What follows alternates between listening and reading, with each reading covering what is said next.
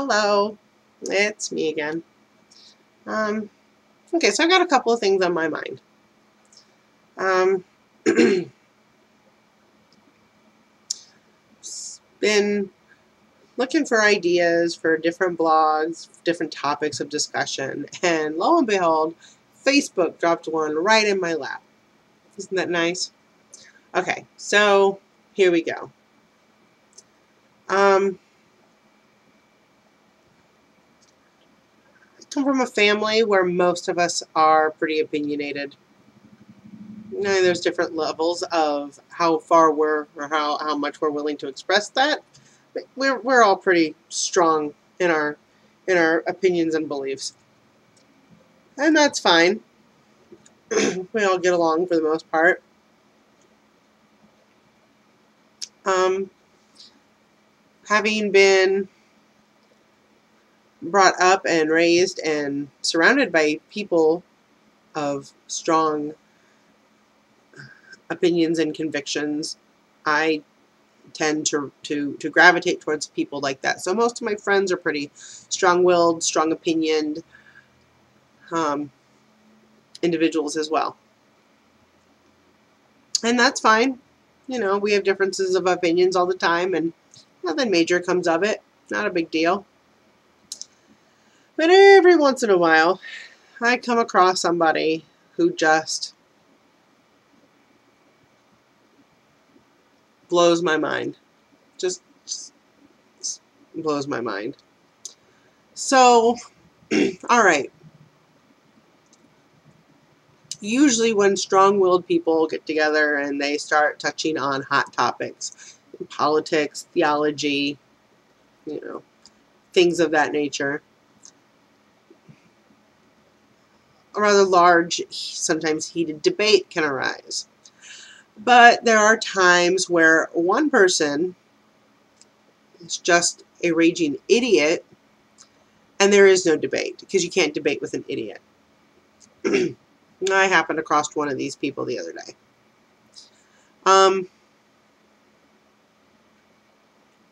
First of all, if you're going to debate for the other team, have something intelligent to back up your argument with other than LOL. Seriously. Also, if the only argument you have in your arsenal is to insult the other party, you probably shouldn't be debating to begin with, but whatever. Be prepared for some backlash, and, backlash has been given. This person knows who she is. Yeah, I mean, come on, that's just ridiculous. Also,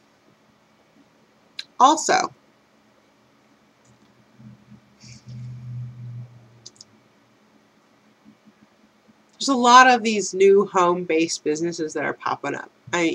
Not some of them aren't so new, but they're gaining a lot of popularity. Avon, Mary Kay, Scentsy, Party Light, Pampered Chef, you name it. There's a whole slew of them, and that's fine.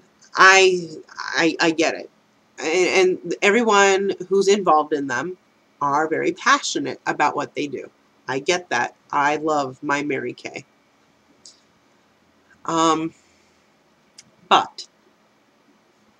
But when it starts overriding what should be a sense of humanity, common decency, empathy, it becomes a problem for me.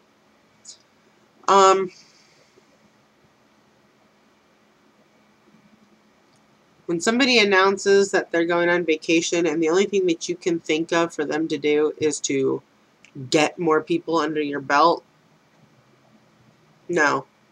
This person is going on vacation. They're not going to work.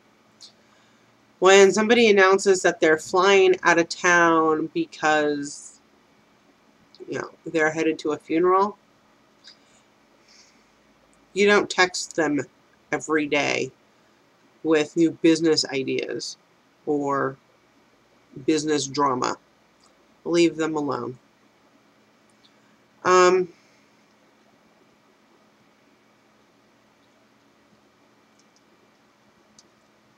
when you've only met one other person that is linked to someone that you're working with, you don't automatically assume that the rest of their friends and family are unsupportive. And you don't make such assumptions on an incredibly public forum like Facebook and not expect to get some serious backlash from the rest of the crowd. You would think that after one or two of these, serious faux pas, somebody would learn their lesson and just, I don't know, keep their mouth shut. But no. Apparently somebody enjoys eating crow, and somebody enjoys having their words shoved back down their throat. And so, it is what it is. But I just need to address it and get it out because it's starting to really tick me off. So the last thing that I want to address, and this isn't for anybody in particular, well, actually it is, but nobody that I know first or even secondhand. Flying etiquette. There's a couple of things. All right. The flight from, as most of you know, I had to fly to California a couple of weeks ago. It was not vacation. It was not a fun trip. It's not to say that I didn't have some good times, but the purpose was not why I would have wanted to fly. So the flight out there was stressful already. The flight from Indianapolis to Phoenix is about 4.5 hours long. It's not incredibly long, but it's long enough. The timing sucked. It was over spring break, so all of the flights were super crowded. There wasn't a spare seat to be had. Nobody got 2 chairs to themselves, or an aisle to themselves. Nobody. Okay, so this known. If you don't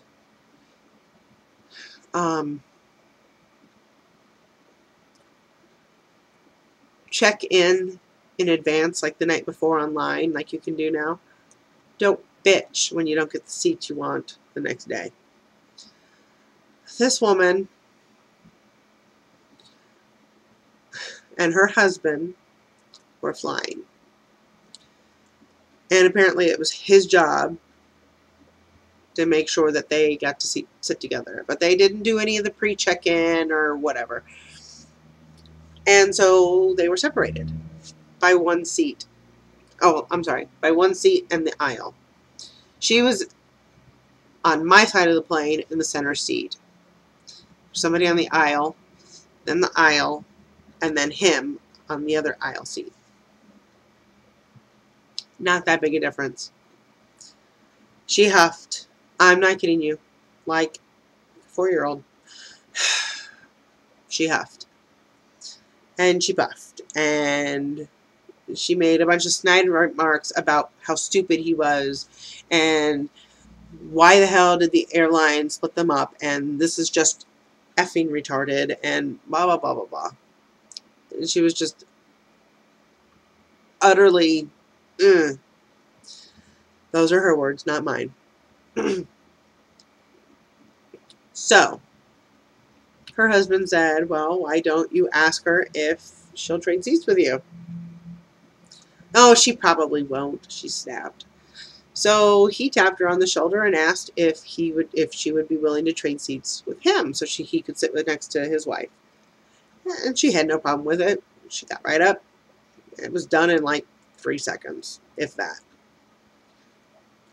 Well, that problem was taken care of, so now she needed to find something else to bitch about. for 4.5 hours. So she bitched about how she was getting crappy wireless connection on her laptop or her phone, and she bitched about the plastic cup that her drink came in, and she bitched about how she had to pay for her alcohol. She bitched about how crowded the airline was, and I'm not in the mood for this crap.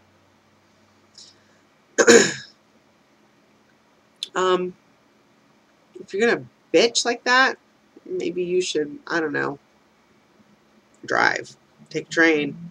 I don't know, call Greyhound. I don't give a shit. Just don't fly on my plane no more. And don't sit next to me, because I just don't have the patience that I used to have for people. And I'm just knocking your teeth. I don't care anymore. Okay, so the trip back, fly into Phoenix from Long Beach. An hour flight, if that. No big deal. We get onto the plane to get to Indianapolis. And it's not as crowded. Spring break isn't over, and I'm coming home in the middle of it, so whatever. I get an aisle seat. There's an older woman, older than me anyway, sitting in the window seat. And she's got her Kindle out and her cell phone and whatnot. And, they go through their big presentation.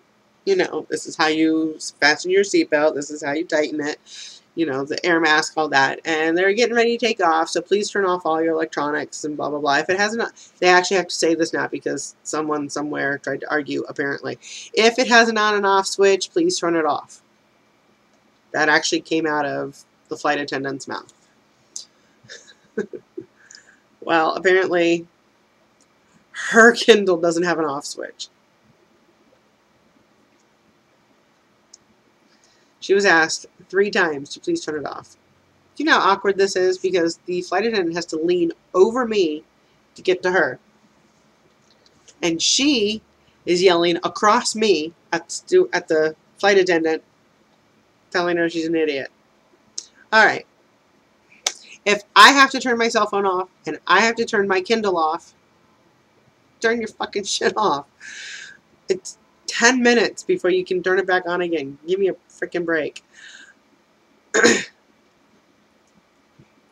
Okay, so some of the rules are frustrating and some of them we probably don't understand why, but there's reasons for it, and I'm not going to argue with it. If the pilot, who has a license, who knows how to fly the plane, needs the crap off, turn it off. I'm not prepared to crash that day, or any day. Second, if you really feel the need or desire to argue with the flight attendant, can you please trade me seats so I'm not in the middle of this shit? Seriously. That was rude. It's annoying. It's awkward as all get out.